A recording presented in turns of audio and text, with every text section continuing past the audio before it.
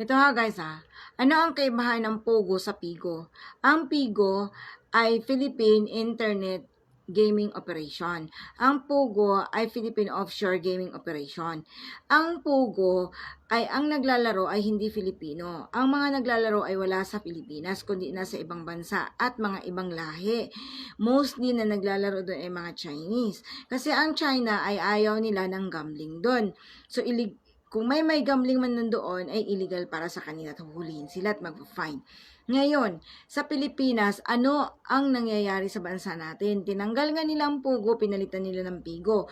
Ang Pigo naman, ang mas worst. Bakit? Ang mga kabataan naglalaro na ng Pigo, naglalaro na ng scatter, naglalaro ng online gaming, at halos lahat ng mga influencer ngayon.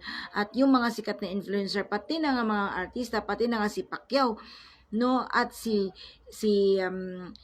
tong isa, si Vice Ganda, sila pa ang nag-i-introduce sa mga gawaing illegal na hindi maganda. O sige, legal daw kasi nga meron na silang permit sa PAGCOR. Pero hindi yun ang point natin.